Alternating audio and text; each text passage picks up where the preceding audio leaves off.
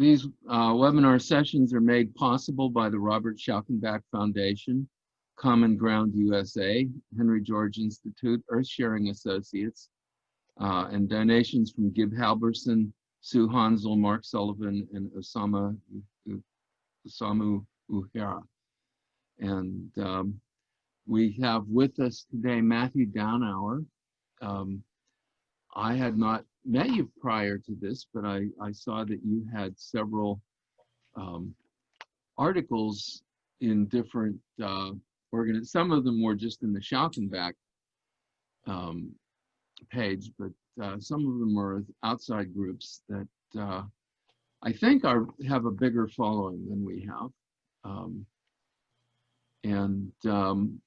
Let me pop up Notepad here, and I will paste the URLs of these into chat. And then when the time comes,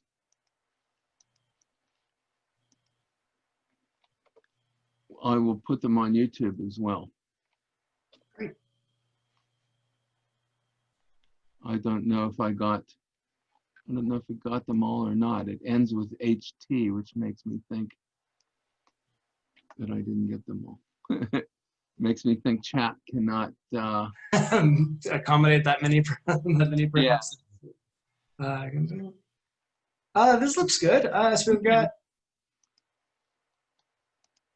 yeah. Okay. Yes, I think that's all. That's the lot on at least the most relevant ones for what we're talking about. So I see that today you wanted to talk about our history with homesteading and the differences between us and Europe. And I have some thoughts on that, but if you have a presentation that you want to run through, or do you want to just have an informal discussion?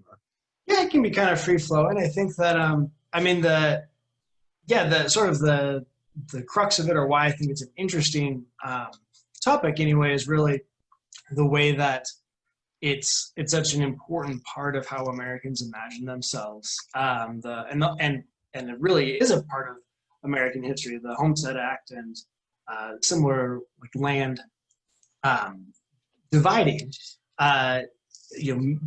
One estimate I saw was that something like 50 million Americans descend from somebody who claimed a homestead under the Homestead Act, which is I know I personally do. I live in Montana, which was actually the state that the most land claimed in the Homestead Act. So that's maybe why I find it so fascinating. But I think it looms pretty large in our conception of ourselves. This idea that unlike Europe, those Europeans that had their landed nobility, the U.S. has had this sort of free land for whoever was willing to come take it and work for it. And I think that's true, and it's untrue. There are certainly some major differences between the U.S. and say England. On the one hand, at the same time, England is enclosing common lands that had previously been common for generations. The U.S. is opening new lands to kind of whoever will seize them. But on the other hand, it's not exactly how we imagined it. It's not like it was like everybody had access to land all the time. I think a lot has been made of Frederick Jackson Turner's Frontier Thesis, and a lot of people have critiqued that, and I'm still not getting anything new there.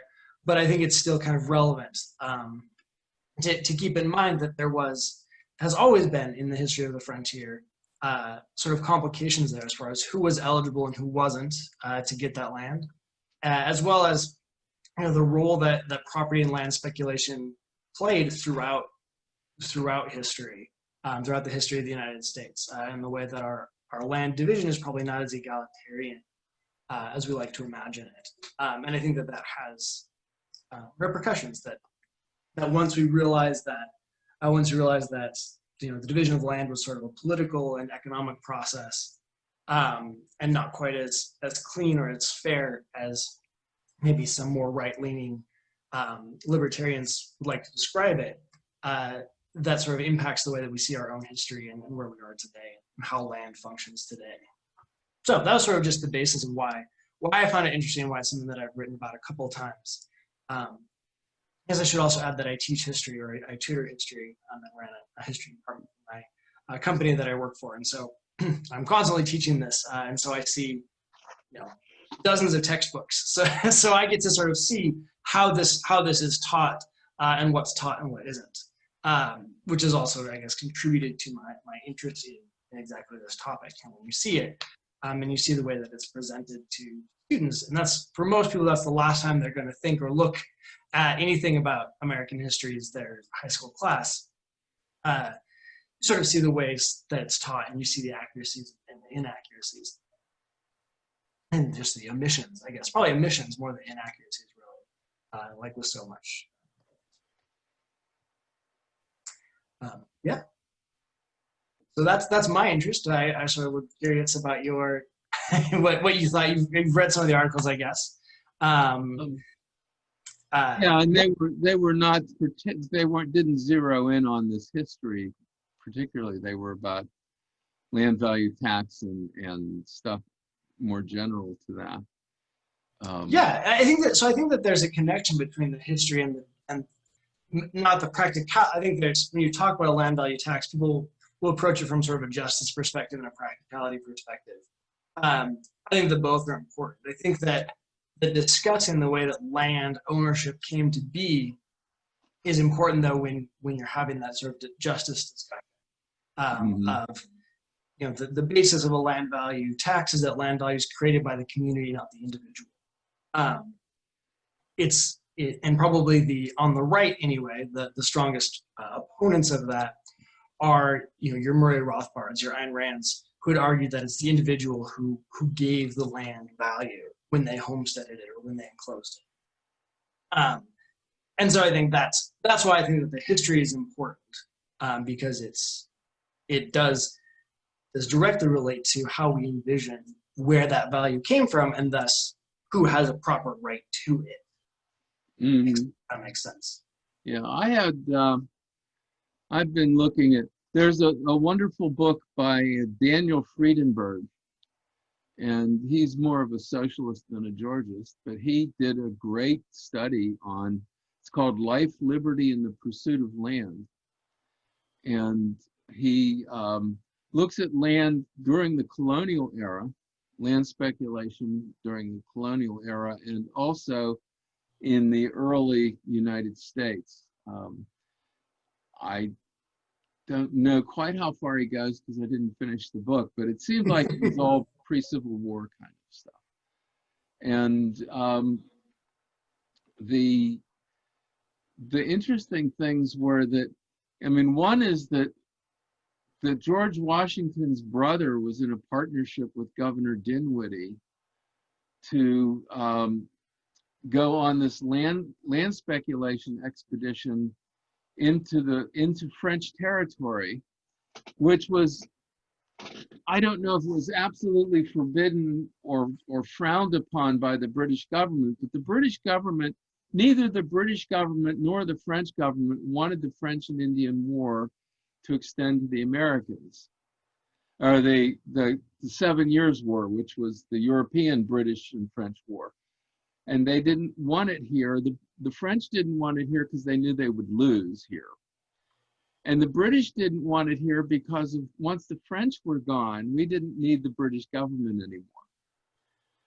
So in a way, the French and Indian War is what led to American independence, because because then the French were on our side, and the British had no reason to exist here anymore. And George Washington, his expedition to what is now Pittsburgh, triggered that war. And then when George Washington became the head of the Continental Army fighting the British, I would love to hear, contemporary British analysis of how they got into this war, because, you know, the British viewpoint on this has got to be very, very different from our viewpoint. And Yeah.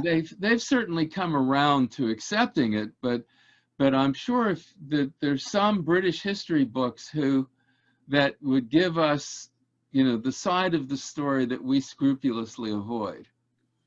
Yeah, and it's actually really interesting.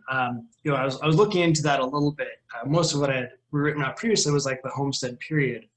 When you look into the colonial period, it's one of those things where when you don't think about the role of land speculation, it doesn't actually make a ton of sense. Because you keep hearing about like these settlers pushing westward and westward and westward. And you're like, wait, this is all of Virginia, and we're talking about a few 100,000 inhabitants, and somehow there's not enough space for everybody. And then you look a little bit deeper into it and you realize, well, what's happening is people who are politically connected are getting these grants, tens of thousands of acres. And like you're saying, there's these land speculation expeditions. So connected people will send out trappers or hunters to basically scope out the land and then try to get a claim to it, to land that they think will be valuable in the future. And it's precisely what George talks about in the early Homestead period that he lived through. What's interesting is that it begins so much earlier. Even in the colonial period, and even though the British wanted to clamp down on this, they just couldn't. There was too much money to be made. And so you have things that, I mean, as early as Bacon's Rebellion, right, was probably totally unnecessary. It's not that people needed that land, the settlers needed that land yet. It was their own land was, by our standards, very sparsely populated. But they needed land that was free. And so much of it had been sort of gobbled up by the head right system, by these land grants, by other forms of land speculation. And so when you start to understand that, it makes so much more sense why this push westward is occurring so quickly. And it's not really because land was filling up, even though that's how it's usually presented, but rather that unowned land was filling up. And that's an important distinction. And so a lot of, for example, the original conflicts with the Native Americans or with the French were really spurred on by this practice of locking in all of the best land. Anything next to a river, anything flat, really, when you get into the mountains, is very quickly sort of monopolized. And almost all of the founding fathers are also involved in it because they were men of means, and that was seen as the way to make money. You would find a good patch of land, and you would buy it, and then you would hope they would be settled in your lifetime. And then you would sell it, and you would be. And when I was a kid, I learned in my history classes that George Washington was a surveyor. Sure. And it sounded like people just hired him, and he went out and did surveys for people for some kind of wage or fee, when he was mostly a surveyor for his own land grabbing expeditions. And you know, that all these people were surveyors. You can't, you know, if you're going to claim vast amounts of land, you have to demarcate them with landmarks and draw lines on maps and stuff and say, this is what I'm claiming. And that's basically what Washington was doing.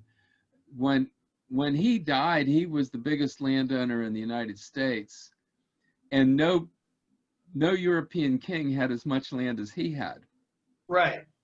So when Washington, now the thing is, Washington had no heirs. He had no direct. Probably fortunately.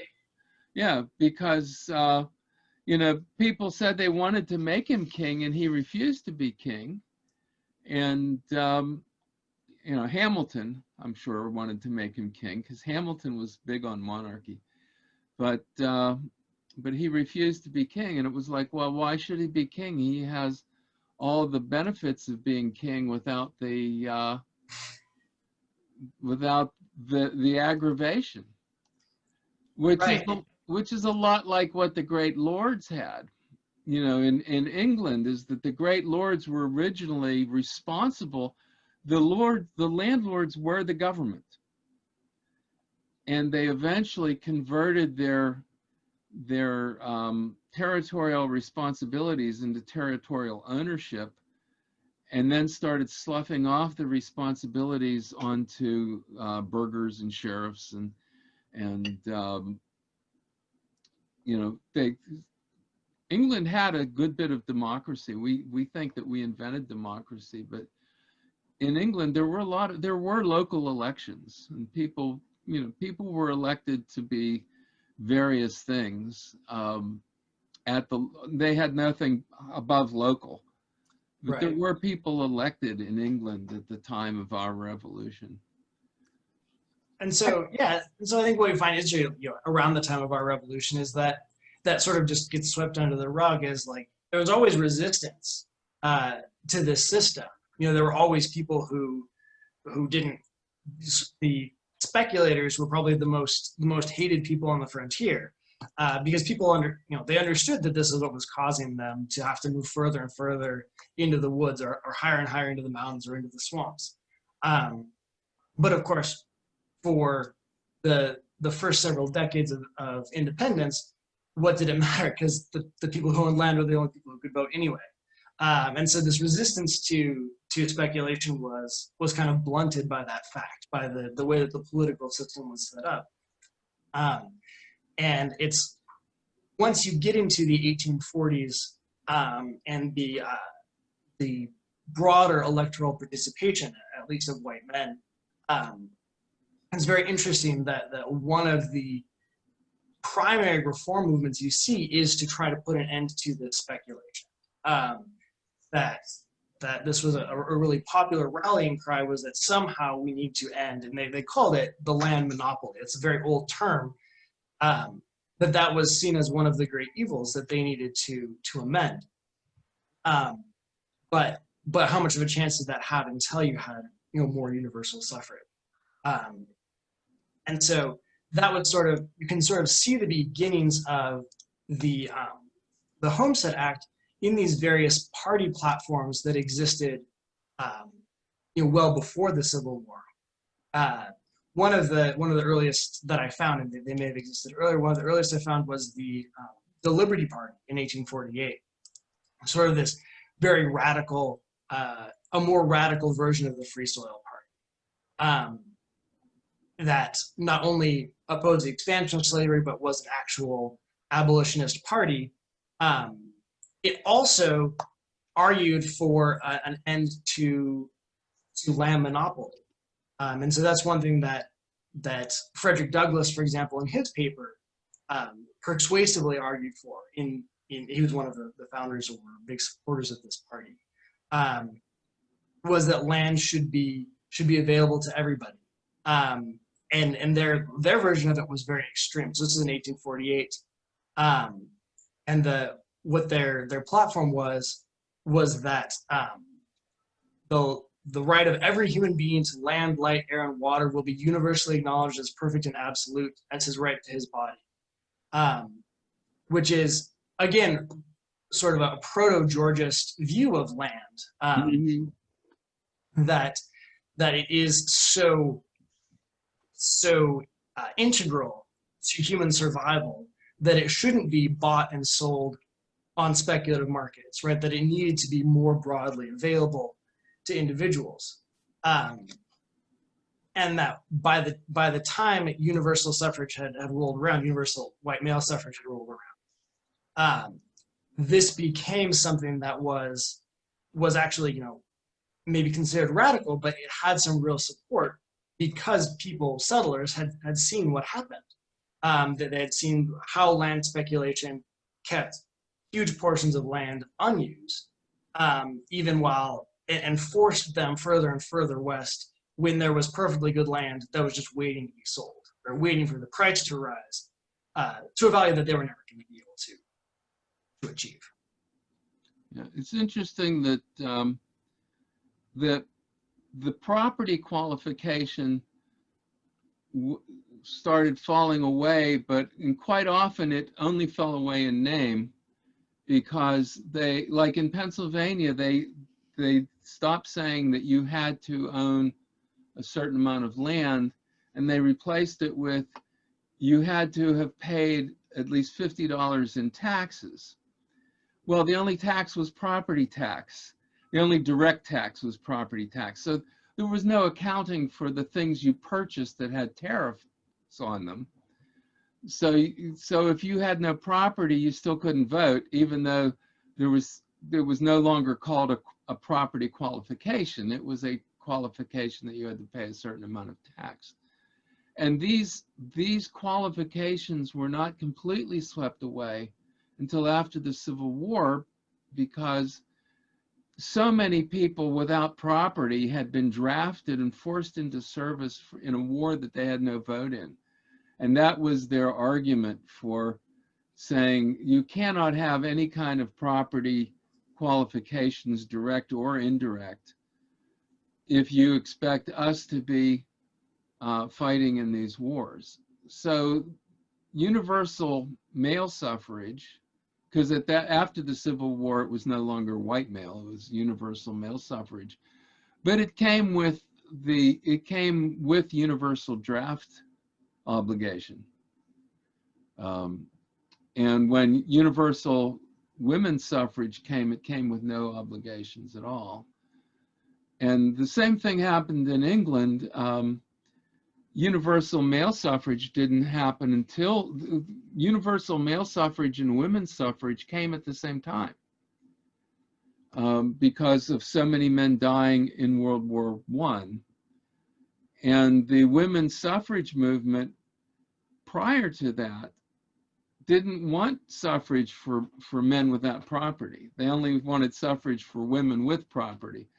And so because so many people had died, and the government leaders said, well, we can't give you suffrage when so many of these other people don't have suffrage. So after World War I, they all got suffrage. Yeah, I'm looking at the Q&A here. We have a question about the Quebec Act of 1774. And just to answer that, I guess, briefly, I think that would make perfect sense. If you think about a major, both the 1774 Quebec Act and just the 1763 Proclamation line, they prevented the expansion of this system of settlement across the Appalachian Mountains, and the Quebec Act threatened to make that basically permanent. So I haven't read Dr. Curtis's work, but I would say that makes a lot of sense from, if you're thinking about that perspective, that a major reason for the Revolutionary War was that the colonists, the French and Indian War, from their perspective, was to gain the Ohio River Valley, was to gain this additional land.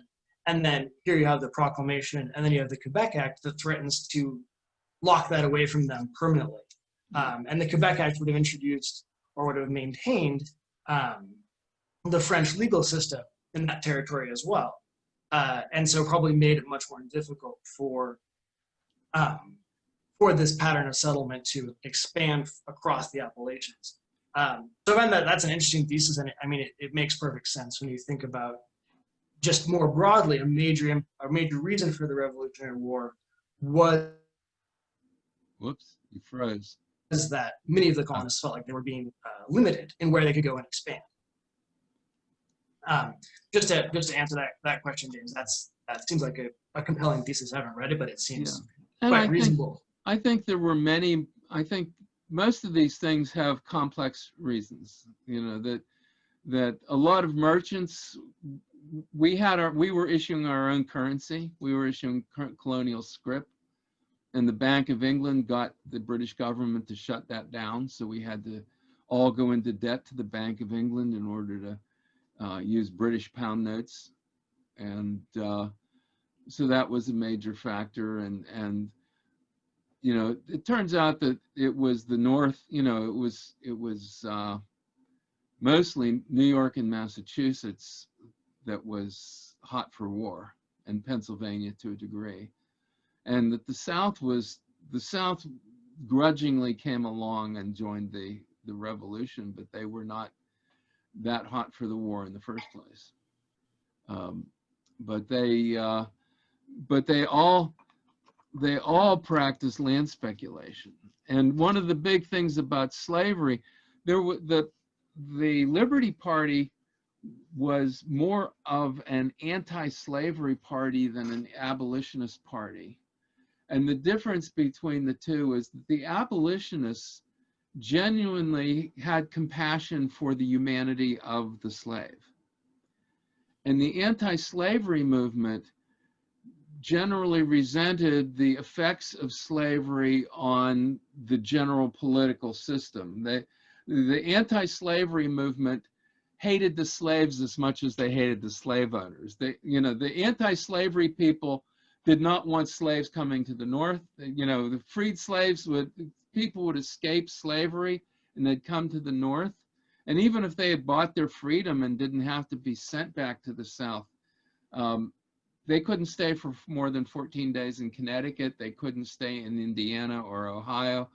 And you can see that in the difference between the Liberty Party and the Free Soil Party. Both released platforms in 1848, right? But the Free Soil Party, their take on it was that there should be no more slave states, no more slave territory.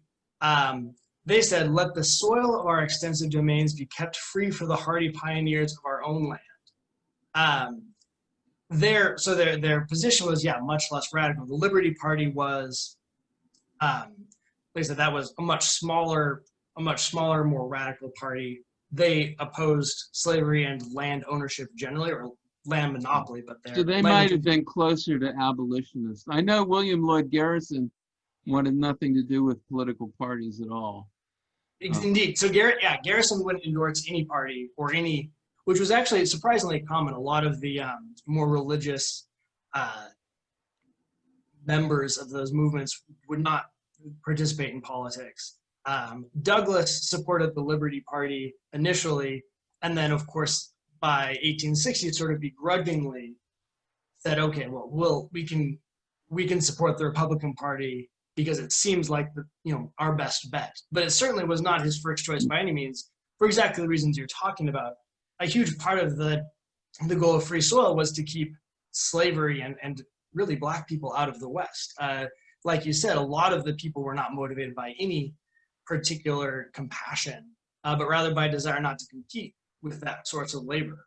And so it's really interesting, by 1860, you have a very strange amalgamation where both the real abolitionists and the sort of just self-interested wannabe settlers both kind of join into the Republican Party, and that's what ultimately gives rise, not just to the Civil War, but also to the Homestead Act, which is a sort of rather watered down version of what the Liberty Party had proposed, because it is going to give away land to individuals on an individual basis, but it's going to make those hopeful settlers quite pleased. They get this chance. They don't have to compete with potential speculators, and their fear was that those speculators would be plantation owners. They would buy up these huge tracts and move slaves on work. Well, one of the things that's interesting, if you compare, they're now on archive. The website they were on has fallen into non-existence, I guess, and so now they're on archive.org. And I downloaded them. There's the 1848 platform and the 1852 platform. And then there's the Republican platform of 1856. And what's interesting is that the Free Soil Party platforms had 11 or 12 separate planks opposing the expansion of slavery and condemning slavery in general. I think they were, they had a righteous attitude about slavery, and it's hard to tell whether they didn't want to abolish it because they thought that was an impolitic and impossible thing to do, or whether they really didn't care about abolishing it so much as they cared about keeping it out of the West, as you say. But they also had a very solid plank on homesteading, and they also had a plank on getting divorcing government from the banks. And those are radical positions that carried on into the Progressive era. But it's interesting that when the Republican Party came in, it replaced, instead, the Free Soil Party condemned large grants to corporations and said, that land should just be available free of charge to homesteaders. And the Republicans replaced that plank very conspicuously, because it's in the same location as the old plank. They replaced it with a plank said, we will build a railroad to the west that will allow homesteaders to do this. Well, the railroad to the west, you know, instead of giving the railroad to the settlers, or they gave basically all the land to the railroad.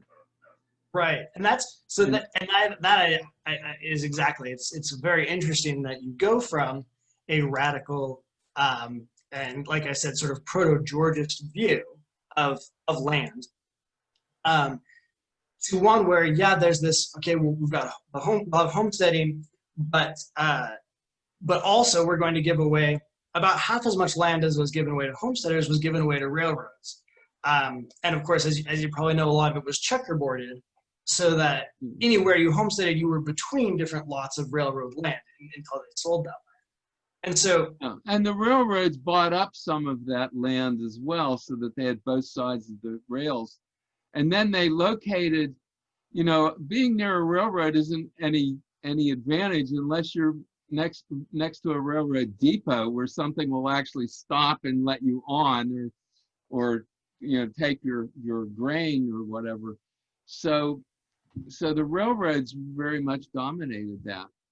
Right, and yeah, the politics of that change from the Free Soil Party to the Republican Party, you know, when I studied this in, you know, public school, they basically said that these various radical parties got together, and the largest of them was the Free Soil Party, but there was the Liberty Party, and there were a number of little parties, and they all coalesced to form the Republican Party. And what they don't tell you is that people from the Whig Party swamped that party. Right, that was the majority of their voters were former Whigs. Were former Whigs, and Abraham Lincoln had never been anything but a Whig before he became a Republican. And the Whig Party was the party of the bankers, the industrialists, and the railroads. So they finessed the Free Soilers into, you know, getting something that sounded kind of good, but wasn't really, in principle, was not at all what they wanted. And so, yeah, and so that's something that I wrote about in that article I wrote about the Homestead Act, is what really it looked like then, when you see the Homestead Act as passed, and when you take it in combination with the railroad giveaways, is that you have the Republican Party essentially rewarding its loyal voters. The people who were able to actually take advantage of the Homestead Act were the same sort of old Northwest Illinois, Indiana, Ohio farmers who were able to, first of all, were able to get the money and the supplies together to go and get a plot of land, and were able to wait for a crop to grow, and then start to survive on the land. And the effect was basically had multiple great impacts from the perspective of the federal government and the Republican Party. It quickly populated this area that was, otherwise maybe not. It was not under their military control by any means in every case. It would take decades more for them to actually control the territory militarily. And it filled these territories with people that were going to be natural Republican voters, at least in the beginning. At first, they were almost exclusively from the North, because you had to promise that you would never taken up arms against the United States. Of course, yeah, 50% of Southerners had. So you move a bunch of Northerners who are basically farmers into this territory. And then at the same time, it's a huge reward to the railroads to not only get a bunch of land, but now it's going to be populated, which is going to make their land dramatically more valuable.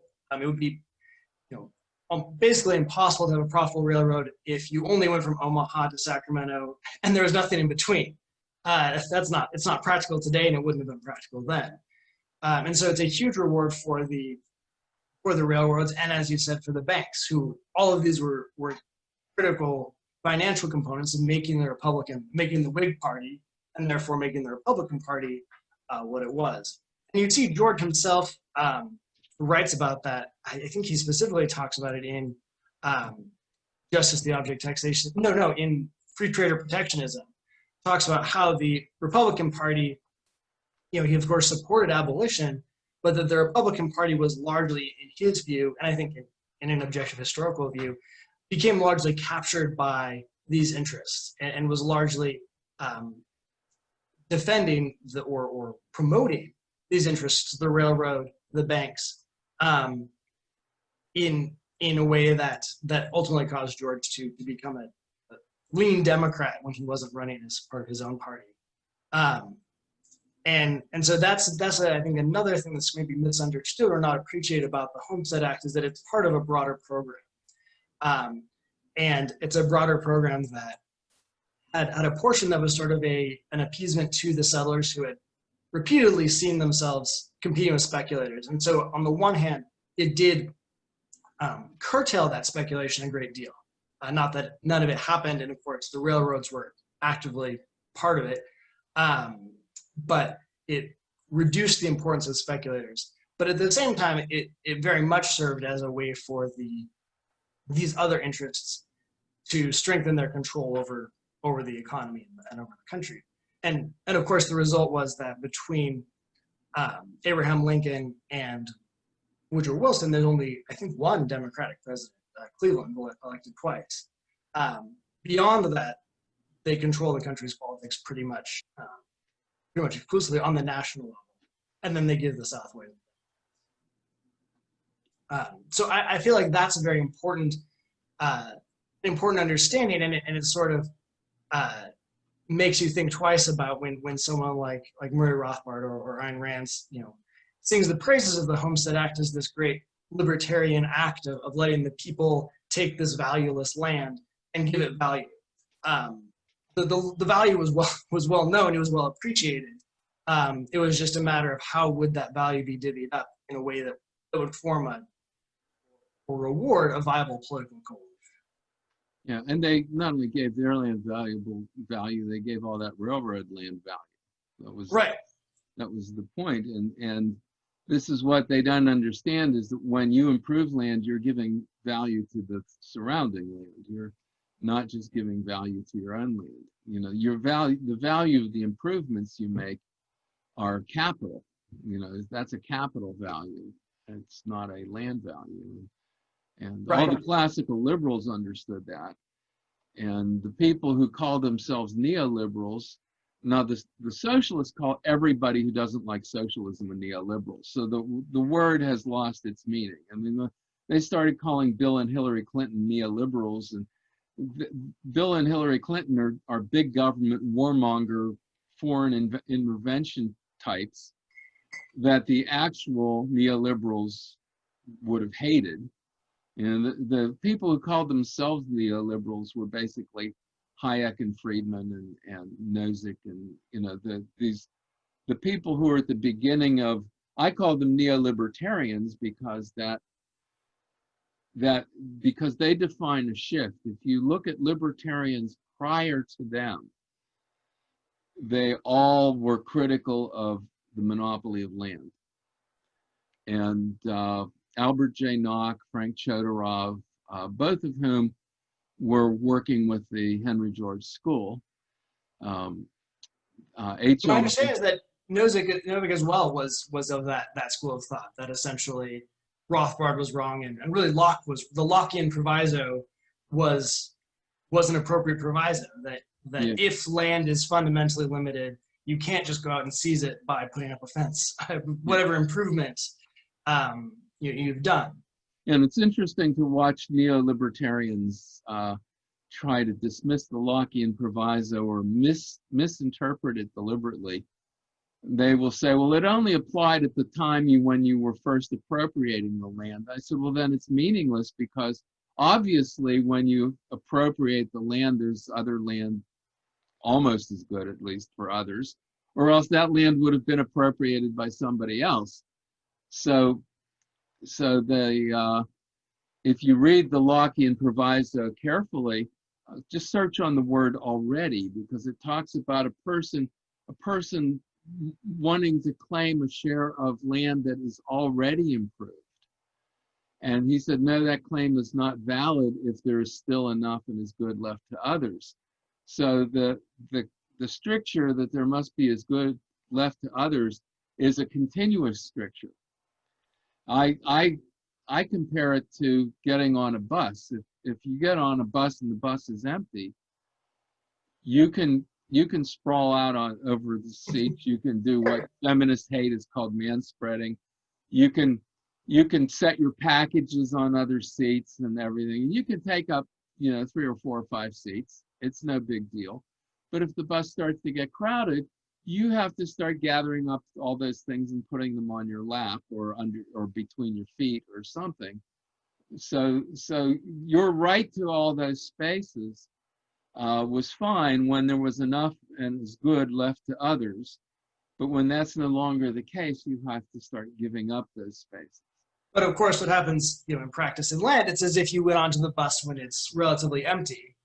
You spread your stuff around, and then you start charging people for you charge people to take your stuff back on. Right, you can have this seat for 50 cents. And that was essentially what was the entire history of settlement, in the United States, was that even from the very beginning, if you were a farmer and you could claim as much land as you wanted, you didn't bother to calculate how much you could clear. You took as much as you wanted, as much as you could get away with, and then you would sell it off as you could. And that was, those people weren't even considered speculators. That was just what you did. Why wouldn't you? If land is for the claiming, claim it, and then make your profit, if you can afterwards. And then of course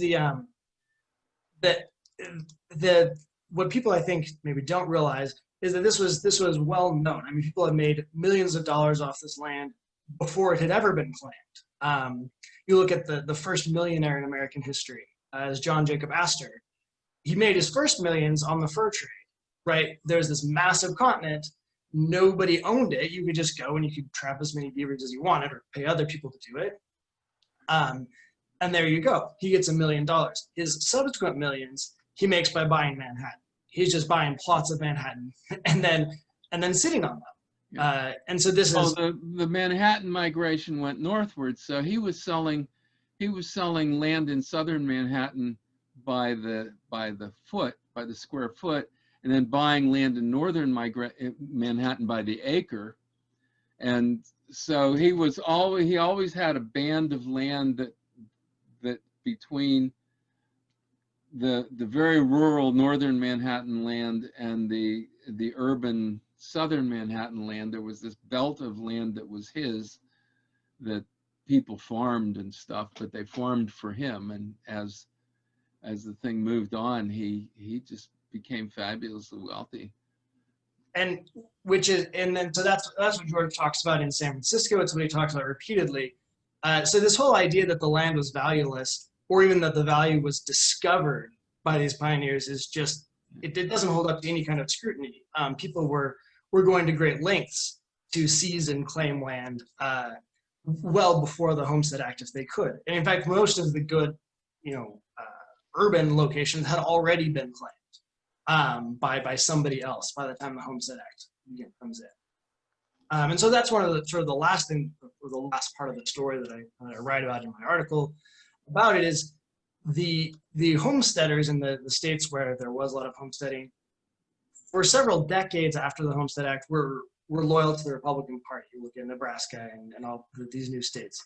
But at some point, it's not. They switch, largely with William Jennings Bryan, and his sort of populist movement. But at some point, the calculus doesn't work out. And this land that was free, it turns out if you don't control the railroad, and the railroad is your only connection to the rest of the world, your little plot of 160 acres isn't actually all it's cracked up to be. And that's sort of this great shift that happens around the turn of from the 19th to the 20th century, that these farmers realized that, well, sure, we were given this land, but what we actually needed, we needed not just land, but a connection to the rest of the world. And that's already been given away. Mm-hmm. And so that Emily Sims asked a question of how should this inform Georgia's political action today. I think, like I said at the beginning, I think at least this understanding gives us some way to explain why we still need some mechanism by which the community can enjoy the value of land. And I think it's interesting to other people. In other words, you know, when you're explaining land value tax to people, there's many different styles of thinking that they have, and some respond to logic, some respond to examples, some respond to a historical narrative. You know, when I was explaining it to Pittsburgh City Council, I was so fortunate. This one guy who was, he was a staffer to a council member, and he had previously been a staffer to a different council member. But he knew all the council members and how they operate and how they think. And so he said, this council member, you have to show him examples. You can't, he doesn't process the logical argument. If he sees the examples, he gets it. So I asked him to give me a list of properties that I said, give me a list of properties that you think are good properties, that the city benefits from them existing, and properties that you think are a drag on the economy. And, you know, give me the two lists, and I will look up the assessments and tell you whether they pay more with land value tax or pay less. Well, he gave me a list of properties owned by him and his relatives, which I felt very awkward about that, but I looked it up and I took it to him and I said, you know, these properties pay more and these properties save. And he said, well, look, the ones that save are the ones that we rehabbed and remodeled, and the ones that pay more are the ones that we bought that we haven't improved yet. So he suddenly understood it. And I think overall he pretty much broke even, but he then supported it because he said, this will encourage me to do what I ought to do, which is to, you know, rehab all of these properties. And so, like you're saying, some people need a historical narrative for them to reach kind of that point of understanding. Yeah, and some people have a historical narrative that's wrong, that interferes with them understanding it. So that's, and like the Murray Rothbard people, they're basically telling a phony narrative in order to prop up what is essentially an illogical proposal. And so, yeah, I think that's both of those are necessary. To some extent, you have to tear down this false narrative, right? You have to show that the land had a known value. It had a survival value for the indigenous people who were here. They knew the value. It had a value even before it was settled, and then the speculators absolutely knew the potential value of the land. Well, so the speculators were buying land that was wilderness land that nobody had settled. Right, and they were paying money, and they were bribing. If they weren't paying money to purchase the speculative holdings, they were purchasing the congressmen to make the land grants, or the state legislators to make the land grants. And I'm from Pittsburgh. We are a perfect example of that, because the Whiskey Rebellion, the actual revolt took place in Pittsburgh and Canonsburg, to the south of Pittsburgh. And at the time, Canonsburg was the bigger city. It's a trivial city now, but it was a big city compared to Pittsburgh was tiny back then. But the whiskey tax, all the settlers in the West wanted a land value tax, and they had one under the Articles of Confederation, and Hamilton finessed us out of that. And so all over the frontier, there was resistance to the whiskey tax, but it only got violent in Western Pennsylvania. And the reason for that was that the Pennsylvania charter and the Virginia charter overlapped. The Virginia charter was was bounded by the Potomac and then by the Youghiogheny and Monongahela and Ohio rivers, but they crossed over. The Pennsylvania charter was just that line of latitude. So so the settlers bought land from under the Virginia charter. They bought land from speculators. They didn't settle it and file a homestead claim. And then the Philadelphia speculators filed an appeal that I guess went to the Supreme Court, but they basically overturned Virginia's charter and won it for Pennsylvania's charter. And the settlers were oblivious to all this happening. And once the Philadelphia speculators owned the land, they demanded that the settlers purchase new deeds from them. And they wanted about 10 times as much as the settlers had already paid Virginia. And they said, well, why should we have to pay 10 times as much? And the Philadelphia speculators said, well, it's worth more now because it's settled. Sure. Well, and even more broadly, so why were they making whiskey? It was too hard to transport, corn or grain. Why was it so hard to transport? Because they'd been pushed west by precisely this practice, right, of land speculation. And so the other thing, so in addition to, disproving this entirely false narrative of this useless land that then was given use by the owners, I think there's also sort of building up a narrative that, hey, wait, maybe the landowners who happen to be all of our founding politicians,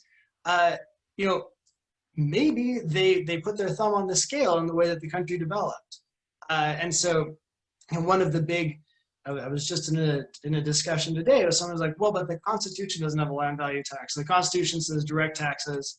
Okay, sure, there's an amendment for income tax, but there's this veneration of the founding documents and the way things were originally done. I think having an understanding of well, they were done that way to benefit a certain class of people. And it's that we're not saying, we're not trying to be iconoclastic here. The point is, though, you have to see these are people, they have interests, right? And if you try to take out the land speculators and their interests, the history doesn't make as much sense. When you add that in, all of a sudden you open up these ways of thinking about it. Like, oh, maybe, just maybe, this land value tax makes sense. Maybe what George is saying about how the land value needs to be shared by the community makes sense. And maybe the reason that was not incorporated originally is because these revolutionaries had their own interests. And when you look at the one who didn't, Thomas Paine, who left America, had no real landed interest and was very disappointed with how it all turned out, his opinion was precisely that land value is created by the community and doesn't have it doesn't have the same natural source as other kinds of property. So I think that reconstructing a bit of that narrative, and just the fact that there's been resistance to that, like you said with the Whiskey Rebellion, you can look at all of these instances where it kind of gets swept under the rug, or people are painted as kind of these hopeless primitives, these rubes out in the country. But when you instead look at okay, here's what's happening. Here was their perspective. They lived there. They chopped down the trees, but they didn't own the land, right? Or I've seen so many history books that don't even use the term squatters. Well, that's probably one of the most important political groups in American history, is squatters trying to claim things and maybe being successful and maybe not, right? But understanding that there is this sort of, there's always this group that resisted the way that things worked out, that's as much a part of our history as the group that ultimately won. The fact that we so frequently lionize the winners, and this is only to speak of the settler population, right? To say nothing of other people who were dispossessed in the same process. And again, the point isn't to be iconoclastic or to say whatever, disestablish the country or whatever, but to provide a better understanding of how things got the way they are. To understand that there's been continual resistance to that, and that maybe there's some merit there. We're not coming at this out of whole cloth. We're not making this up ourselves. This is a pattern, and we're trying to achieve a juster solution than was achieved by the same people approaching the same problem in the past. Well, now it's fashionable to vilify the winners, but it's done from a kind of a low resolution virtue signaling kind of way. I read Howard Zinn's People's History of the United States, and it wasn't much of a history. It was just a few essays on how awful we were to the Indians and how awful we were to this group and that group. And it didn't seem to have all that nuance of the different people, and there's a lot of heroicism among the losers that doesn't get acknowledged by either group. And there's heroic reforms and stuff that doesn't get acknowledged. And Henry George doesn't get acknowledged because he was anti-socialist. And the rival is between the people who have the economic power and the people who have the political power. And the people who have political power without economic power naturally want to be socialists, because socialism is about using political power to get economic power. And conservatism is about having the economic power and using and maintaining that political power. Yeah, using politics to keep it. And in between are the people who are not served by either side, and that's who Henry George was championing, and who the Greenbackers were championing, and who the classical liberals were championing. There's a lot of history that just gets lost because they were not on the side of either kind of monopoly. It's interesting that good old Collis Huntington, who was Leon Stanford's partner in the railroads going west, was from that part of New York State, which was part of the anti-rent wars and the patroons with the big landowners, the Van Rensselaers, the Coopers, etc. So, and there's a movie that's available on YouTube called Dragonwick, which is a romantic fiction. It's one of Vincent Price's best roles. He plays all the characters are fictionalized, but it's Van Rensselaer, but instead of being him as he actually was, it's this giant landlord who goes mad, partly because of his power and partly because the American peasants don't want to respect him the way the European peasants, the Dutch peasants respected their lords. And it's a very good, it has some very good Georgia sub-themes in it. And the history is true. There were rent wars at that time, and people were given the legal authority to buy their land at some reasonable price from these large patroons. And I think that's precisely the sort of historical background that helps people think about history in a nuanced way. And of course, as a Georgist, I think that my belief is that if you think about history accurately, if you get all the perspectives, you will start to it's easier anyway to accept that perspective. And like you said, unfortunately, it sort of gets divided into, I guess the president is pushing for a more patriotic teaching of history. Of course, on the other side, you have a strong movement for a sort of anti-patriotic view of history. But that sort of muddles the point of looking at, like I said, history as people with interests. It's choosing between two lies. And and I think understanding, like I said, that this is not a new problem.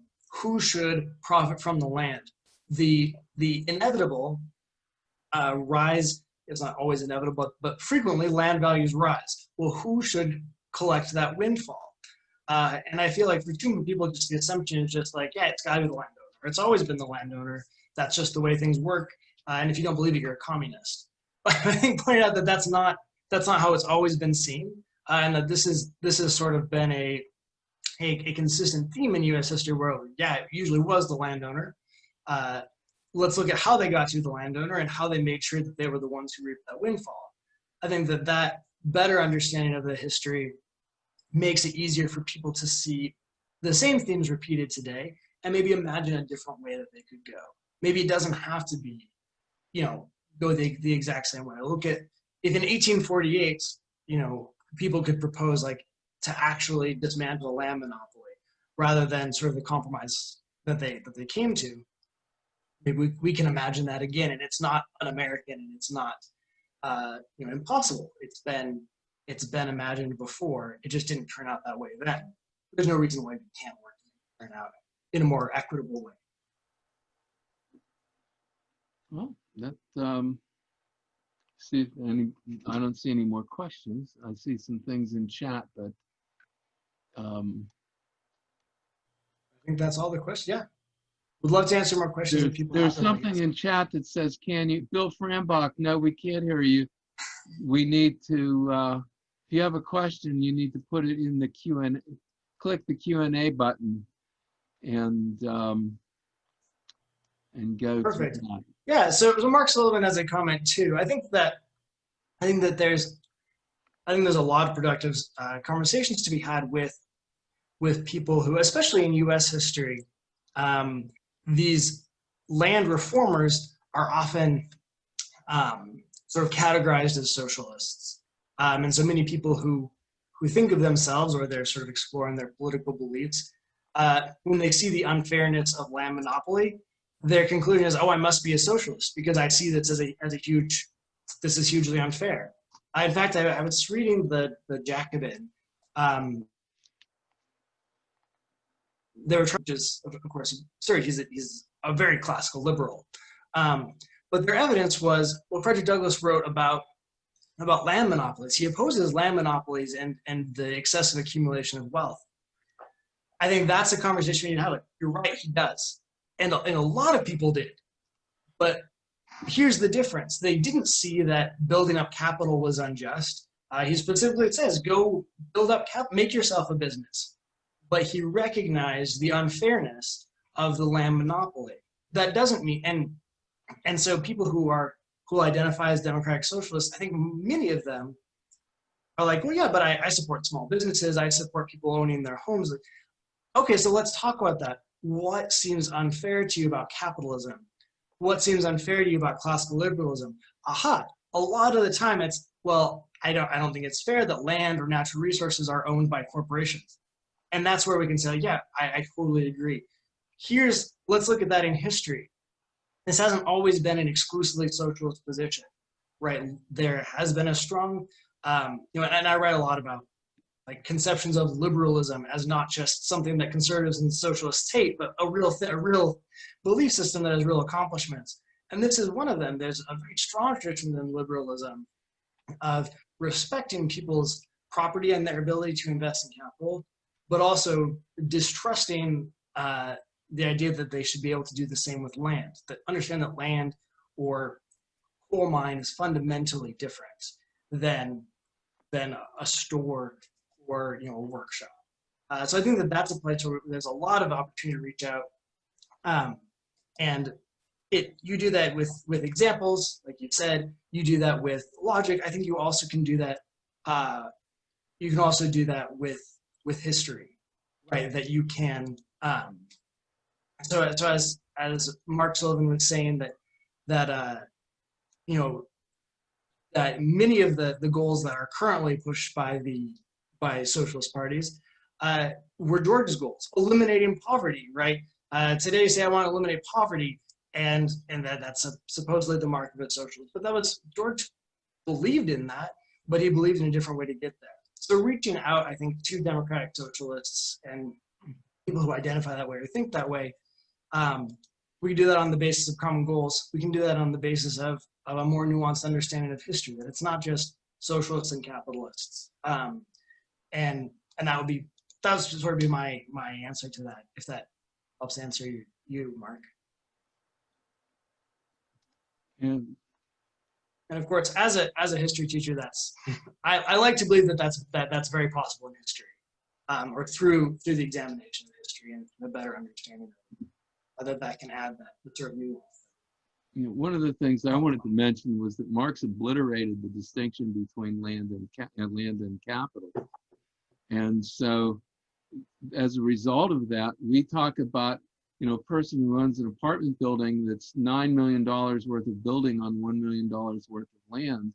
We call him a landlord, but he's 90% capitalist and 10% landlord. And then you look at a company like U.S. Steel, where 60 or 70% of their assets are coal and iron ore and natural gas rights and stuff.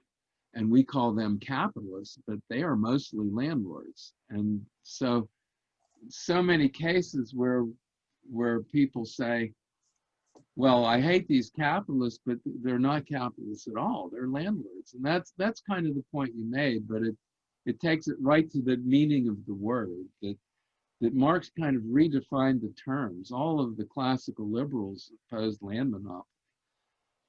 And and yet they are seen as the defenders of capitalism, and capitalism to Marxists means land monopoly. Right. Yeah, I think that's a great point. And you'd see that, and again, yeah, that's somehow this, it seems like when we're teaching this history of classical liberals, and this distinction just kind of goes by the wayside. You know, that's not like, yeah, Adam Smith believes in laissez-faire economics, and that's that. And that there's very little discussion of this distinction, I think partially because both modern capitalists and Marx, for many of them, it's convenient to blur the distinction. For Marx, it allows him to attack capital when to my mind, the greatest coercive act is the ownership of land. You know, he attacks and the right-wingers defend land as if it were capital. Right, precisely. And so you know, you'll have Marx saying, well, it's these factories in Manchester that are ruining people's lives. Like, is it? Or are their lives being ruined because they're pushed off their land, and now their only option is, you know, is it the capital or is it the enclosure of the land? And then, like you said, on the right wing, they'll defend land by basically subsuming it under capital and say, well, shouldn't people be allowed to invest and get a return from their investment? And so, yeah, I think you're totally right. I think that exploring that and having a ready answer, a ready way to explore both in the present day and historically why that distinction is important, and how that narrative where land is just another kind of capital that people added value to and now it's theirs, doesn't hold up to examine. I see there's 2 more questions, or are those some of them too?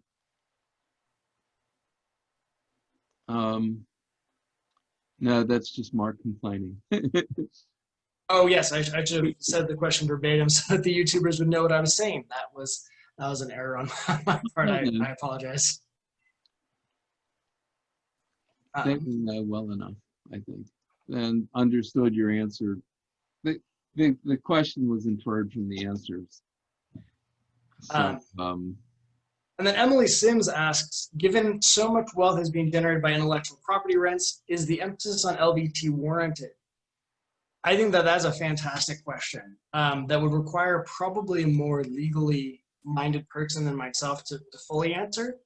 My understanding is that George's view of patents was very much like his view of land, that by patenting an invention, you were basically seizing public knowledge, or the potential for public knowledge, for your own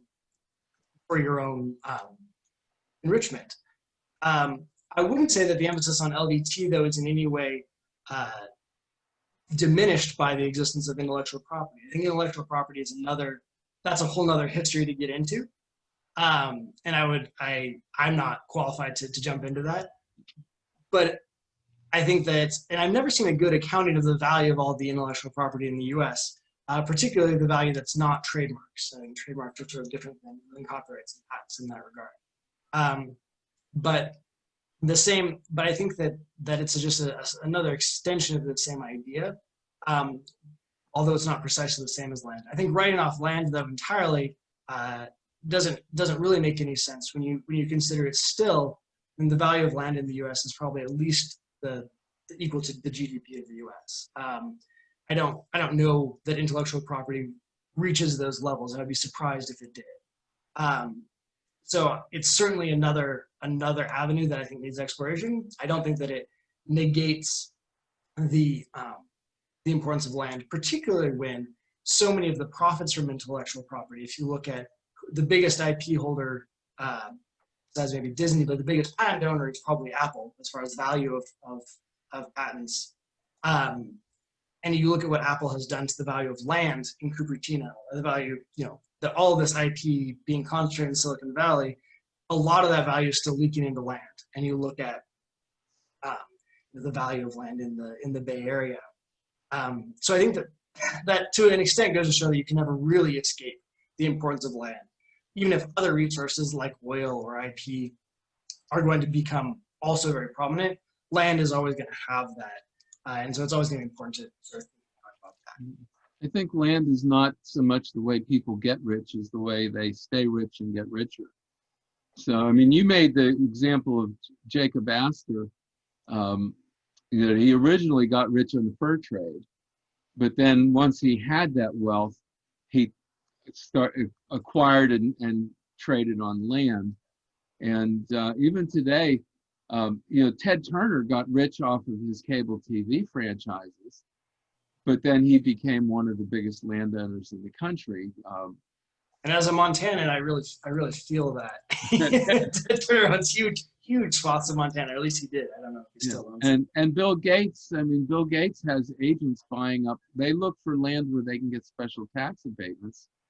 So in Armstrong County, which is northeast of Pittsburgh, they have 2,000-3,000 acre plots that get clean and green exemptions. So they have very low property taxes on these, these rural lands. So that it's one of those things that intellectual property, well, there's different types. So trademarks last for a long time, but copyrights and patents expire, and you have to constantly be inventing new things to get new copyrights and patents. And if you want to have a permanent store of wealth for your grandchildren's grandchildren, then you buy land for it. Ezra Cornell, who owned Western Union, Henry George fought him because he made a deal with newspapers that started Associated Press, and Associated Press had a monopoly on the news. Associated Press was basically Western newspapers who had a monopoly on access to Western Union wire services. So he made his money with that. That was intellectual property, sort of, and it was also a licensed grant from the Western Union had a monopoly granted to them by the government to run telegraph wires across the country. And once he got rich, he bought land, and he bought land for Cornell University as well. He wanted to have a university, and he got special deals with these the land grant system. He finessed the land grant system and bought huge amounts of Wisconsin land for his university in New York. Why he didn't get New York land? Well, because New York land was already speculated on, and Wisconsin land was still pretty cheap. So he bought tons of Wisconsin land. And Alan Ridley has a question. Isn't private creation of money by the Federal Reserve Bank, private bankers, as much of a barrier to American freedom as land monopoly? I can't speak to that. Monetary policy isn't really my expertise, but I do think it's interesting that this has persisted through such dramatically different monetary regimes. When you look at the speculation in the antebellum period, particularly before Jackson, it was often done with basically these wildcat banks. You would get your money that was backed by this bank in Kentucky, and you use it to buy land. And so there's a close connection there, though, of course, because when Jackson issued the specie circular, and so you have to buy land with real money now with hard currency, the price of land crashes because no one has that much hard currency. And so the land was intimately connected with the currency system. But then land speculation continued under the gold standard, under the recreation of sort of a national bank under the Republican Party. So to me, it seems, looking at the historical record, that the system of land speculation and rents is pretty durable. And so whatever you can say to the separate impact of the Federal Reserve System, it does seem like land speculation will find a way. Whatever you're using for currency, it's going to, it's going to do its best. The speculators will manage to use it to speculate. And that seems to be, anyway, from my historical understanding, a pretty constant feature. No matter what you do with the money, land in the real economy, not the nominal or monetary economy, still maintains that value. And so whatever you do with the monetary system, and certainly there may be improvements that need to happen there. Like I said, I'm not an enormous expert there, but the land problem or the land issue is going to persist, just like it has through every other dramatic monetary change we experienced in the 19th century. There was basically a fractional reserve system long before there was a Federal Reserve Bank too. So, even when we were theoretically on a gold standard, the banks issued way more notes than they had gold. And, the reason it was called wildcat banking is that they had an office in the city where you could borrow money and deposit your money. But if you wanted to redeem your money for gold, the gold was out where the wildcats lived. So that's why it's called wildcat banking. It's like you have to travel a considerable distance to file your claim for gold. And if you did file your claim for gold, you would be blackballed by the banking community. And because they had no way to back up all of that. Yeah, that money. You were pulling the rug out from under their Ponzi scheme, and so they greatly discouraged anybody redeeming their banknotes in gold. So that's, a lot of those things are glossed over by the gold bugs. That's another piece of history the Rothbardians oversimplify for political reasons. And they do run parallel. I think the money question is on a par. I always said there's three factors of production. There's land, labor, and capital. And the way you enslave people, because the essence of slavery is that someone has to work for someone else's benefit. That's like there's different ways of making that happen, but that's the essential. What motivates slavery is you want somebody else to do your work so you can benefit without working. And so there's three factors of production. There's land, labor, and capital. And if you can capture any of those factors, you can exploit people in what is basically slavery. And Horace Greeley said that. He was an abolitionist, but he said we need to abolish all these privileges. And so, chattel slavery is if you monopolize somebody's labor directly. And if you monopolize the land, Henry George wrote about that if you monopolized, nobody shipped slaves to Ireland or Scotland because England had monopolized the land of Ireland and Scotland. And the third one is capital. Well, capital is produced by labor, so you can't monopolize capital directly. But a sophisticated system of based on trading of capital can't happen without money. So if you monopolize the money, you essentially get to exploit the trading of capital. So those three systems are kind of equally exploitive, and we've abolished chattel slavery, but we still have the other two. And I tell people, when they say that, oh, they would never have taught, if they had been back there in 1860 or whatever, they would have been totally against slavery. And I said, well, let's look at the forms of slavery that you accept today. And And I think again, you can another way that you can sort of use history to show that the present day, like obviously slavery was orders of magnitude more horrifying, but people accepted it. Think about, like you said, when people say, I certainly would have been abolitionist. Well, maybe, but clearly a lot of human beings with these same basic human being feelings somehow justified it to themselves. And so then it really does give you, so what do you justify to yourself today? Because it is the way that things are done. And that's where we're teaching this sort of history of, people who resisted that. It's like, this is the way things are done, but it's unjust. That is, so if you wanted to be those people in the past, you need to do the same thing they did, which was look beyond, here's the way things are done, and look to, well, how could things be? You have to imagine a better, a freer society. And to do that, you have to imagine some things that we take for granted as not existing, because that's simply the way it is. The unfreeness in society must come from something that is present. And so if you want to imagine freeness, you have to imagine some sort of change. And so teaching, I think, learning about, these previously unthinkable changes have happened, I think can help people start to think it in that way. Like, well, what am I not imagining? Or what am I sort of thoughtlessly going along with? Just like people have always done.